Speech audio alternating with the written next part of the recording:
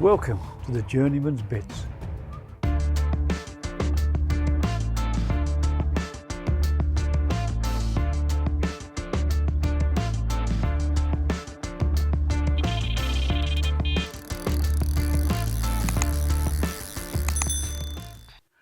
Good morning and welcome to the oubliette of isolation. Now this morning I thought I'd put together a year in the life of, if you like. So 12 months of my fishing, going back a few years now. Now, come January, my thoughts would turn to my pike fishing, which is something I've loved for many, many years. And I was lucky enough to be able to fish a water, quite a prolific water, I think, by UK standards, excluding trout waters. And the average fish when I first started fishing it was fairly low, but during a period of time it was working up, so the average fish was 17, 18, 19 pounds, and 20 pounders were quite prolific. So I'd set myself a fairly modest, in my opinion, for this particular water, task of catching 10, 20s a year. And most of the time that was exceeded, but I was looking for a minimum of 10 a year. And anybody who fished it, unfortunately for me and a few close friends, there weren't that many people fishing it, but most people who did fish it had equal success. So I'm looking to start the year with a couple of 20 pounders. Now it was a 2-rod water only. Basically it didn't matter where I was pike fishing, whether it was there or anywhere else. One rod would always have a large mackerel tail on it. Now I used to buy fresh fish from the fishmongers, obviously, and prepare them at home, cut them into large chunks. Now when they were frozen, they'd be sort of weighing in about 4 or 5 ounces. But before I froze them, I always used to put a stick of balsa in them to give them a little bit of buoyancy. Now not to turn them into pop-ups, but they would virtually just act as a wafter. And in the early days of fishing the place, they would go down onto silt and just waft around on the silt. But in latter years, the place was becoming weedier and weedier and weedier. So I'm assuming that the bait would just drop down gently into the weed, wouldn't bed itself in. And it was very successful. And I suppose in the last, 4 or 5 years I was fishing the place, I started spraying the baits with pixie dust. Now, I've made a number of public videos, and only over that period of time, one person asked me what the pixie dust was. Now, if you ask me a straight question, I'll give you a straight answer. And the answer to that question was N-butyric acid. Now, if you've ever used N-butyric acid, you know exactly what you're letting yourself in for when you do. And it's certainly not something you want to be downwind of when you're out on the bank.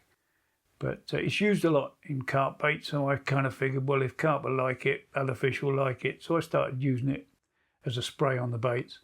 And it really worked. Certainly wasn't putting pike off. In fact, I'm convinced it was enhancing the catch rate. So when I was spraying with pixie dust, that's what I was doing. And the weedier the water got, the more confidence than I had in a really smelly bait being out there.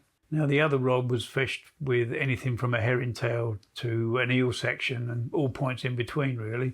There was a period of time when a lot of fish were taken on live baits, but you had to catch live baits on the water, so that made life a bit difficult. So most of the time it was dead bait fishing.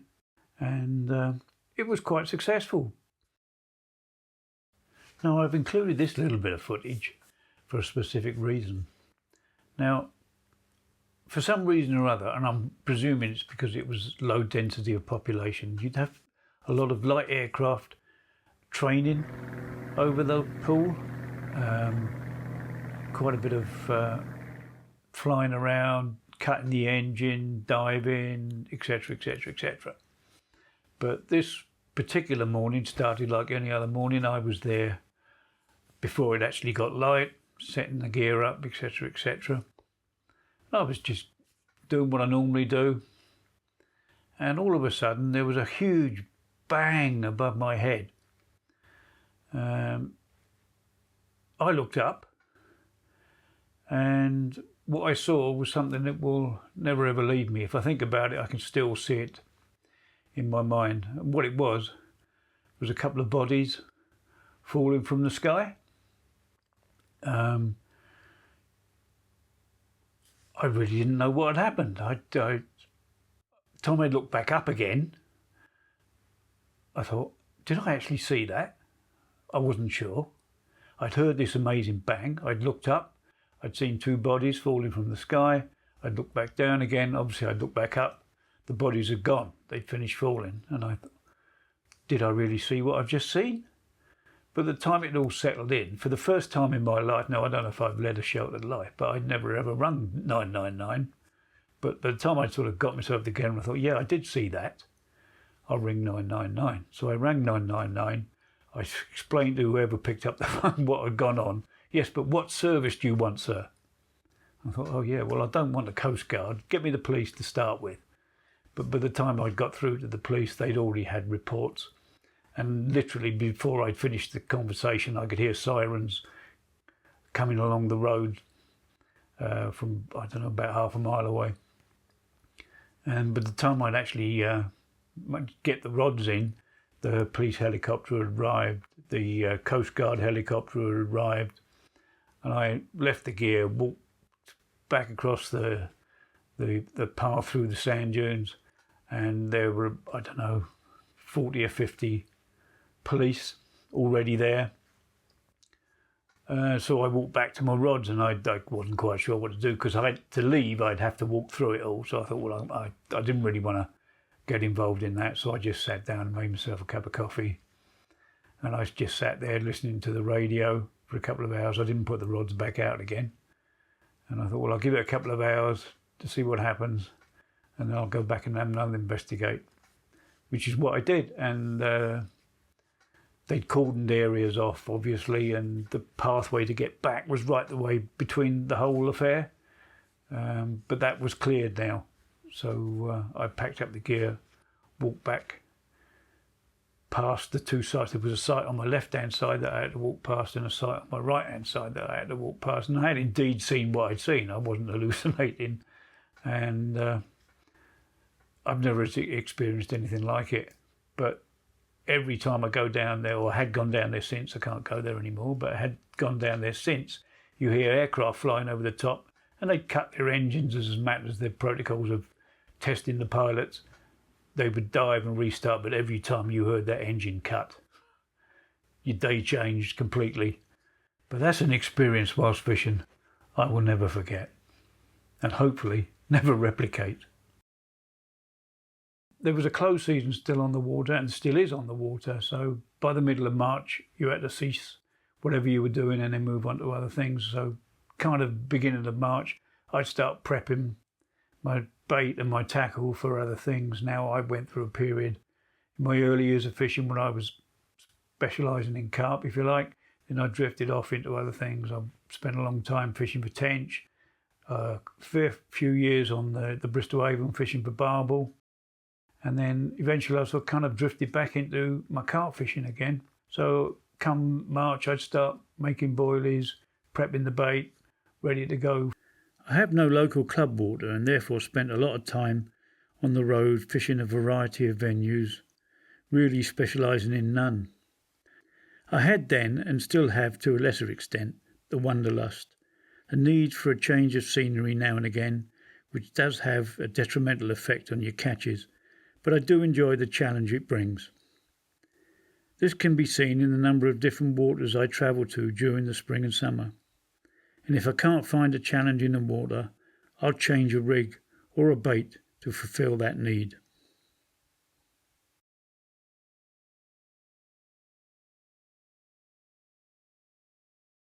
This particular cold spring I decided to start off my carp fishing year at Todburn Manor, a place I'd never been before, but I thought it might be of interest.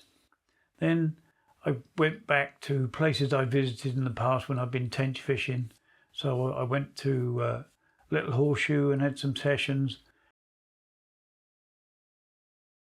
I went and had a couple of trips on Bradley's that I'd tench fished quite a bit in the past. And then I thought I'd better go and have a go at Lynch Hill and see what that was all about. But that was fairly fated from the get-go.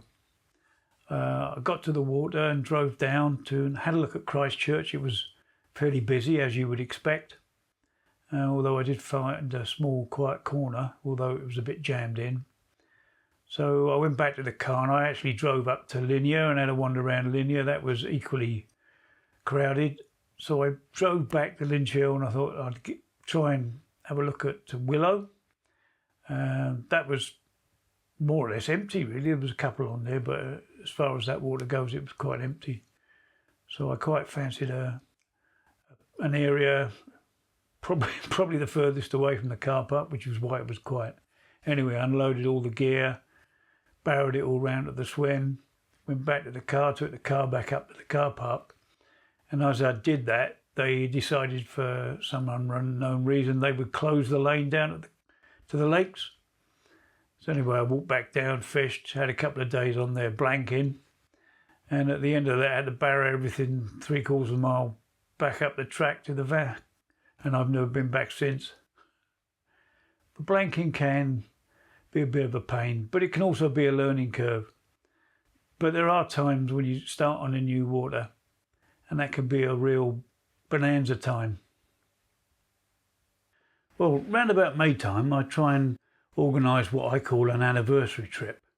And it's actually the anniversary of the passing of my father, the man who got me into all this in the first place. But I generally try and book a week away, do a bit of fishing and spend some time thinking. And on this occasion, I booked home pool at Chad Lakes.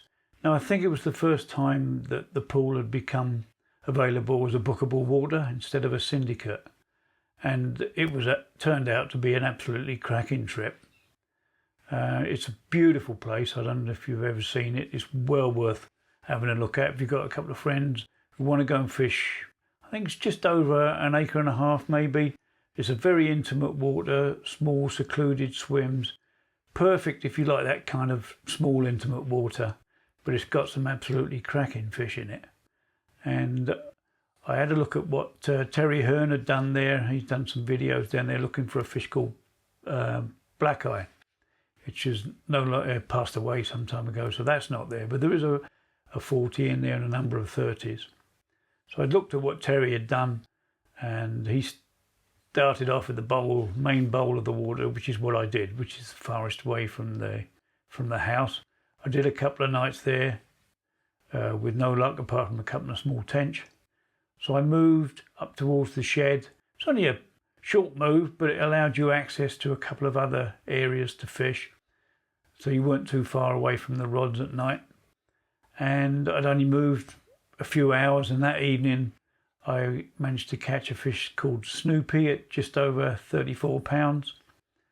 And then it was a quiet night, but the following morning the weather changed, the pressure dropped, we've got a bit of a drizzle coming on, and had a cracking 35-pound common. And then when the rains really came down, I had a fish they called two-tone at 36 pound and something. And then I finished off with a 26. So it turned out to be an absolutely cracking trip. And something I try and do every year. My tench fishing in Little Horseshoe had given me some experience of the water. And as we slipped into June, I've started revisiting it looking for carp. And was quite successful, picking up fish from mid-doubles up to mid-30s.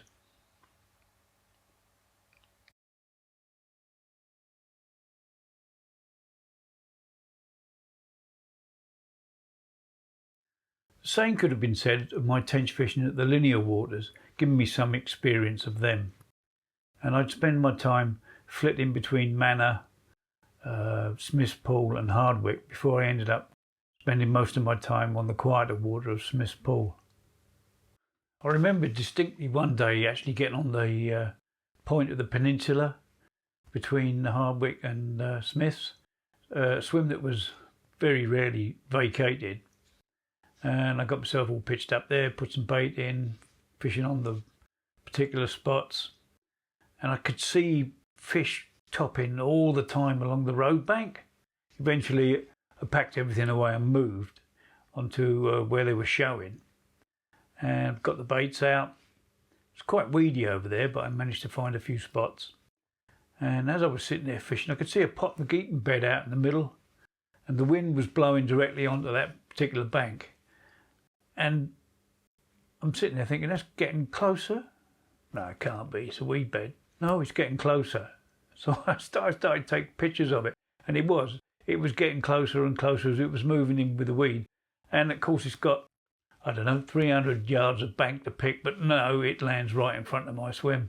I had no option but to pull the rods out, go to the car, get a rake, and then start raking it all out. I had a big pile of weed there. After a few hours of sweat and toil doing that, managed to get the rods back out again. And I did end up with one fish out of there, so maybe it was worth all the effort. And as I said, I used to spend most of my time on Smith's Pool, which was one of the quieter waters in Linear.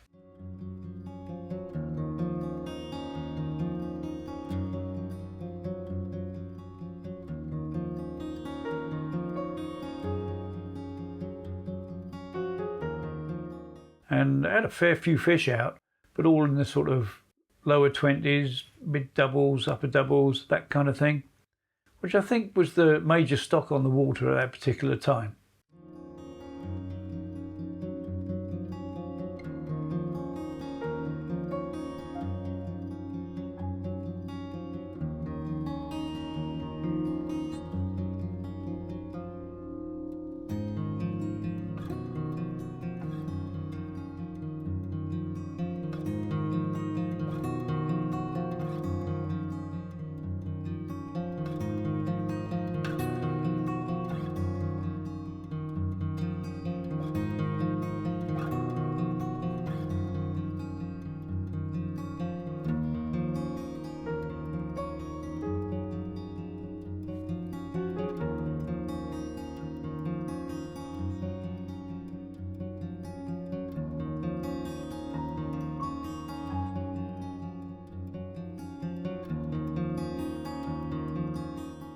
Always still looking for a challenge, I started experimenting with different running rigs to fish on hard bottoms.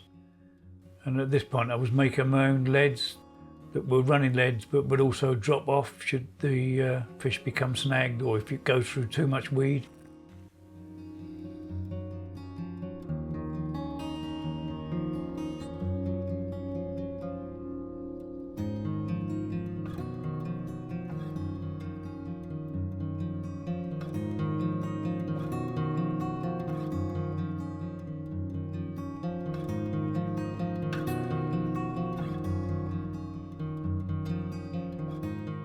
But it gave me a nice bit of sport and experience on the water as we slowly headed towards autumn again and the thoughts were changing back to the Pike Lake.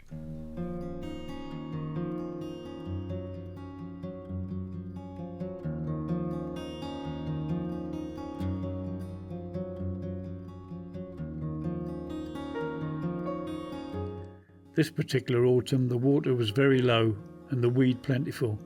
And I did manage to start off with a few scraper 20s, but the bigger girls were yet to show.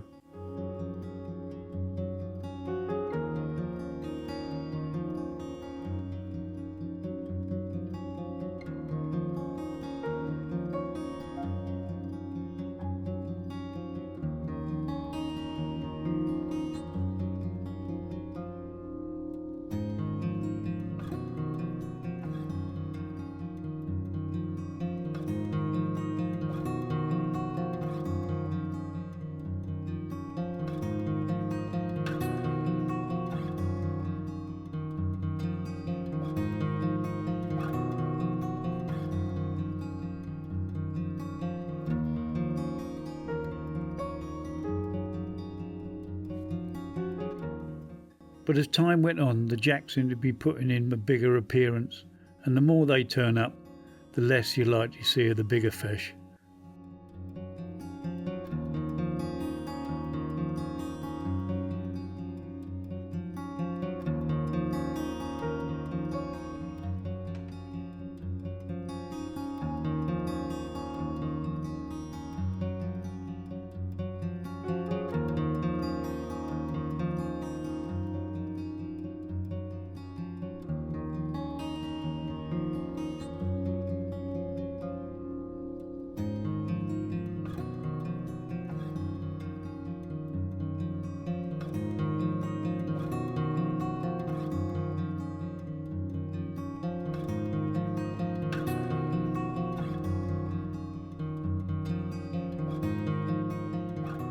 following my trip to Home Pool in May, I was asked if I wanted to join the Winter Syndicate, but I jumped at the chance. And it was due to start on November the 1st. And I know a couple of mid-30s had come out almost straight away. So I took some time off from the Pike Lake and I spent a week up there, and I managed what was a tiny stocky in that period. So I went back to the Pike Lake, had a few more jacks on there, and that was obviously not going to produce anything sensible. So I thought I'd spend as much time as I could in December back at Home Pool and try again for the carp. And despite the weather conditions being absolutely perfect, I mean, it was really, really mild winter. I don't think there was any frosts at all prior to January or February. Nice low pressure, warm southwesterlies, but all I managed was one single run again, and I don't know, 8 or 9 pound fish maybe, and that was it.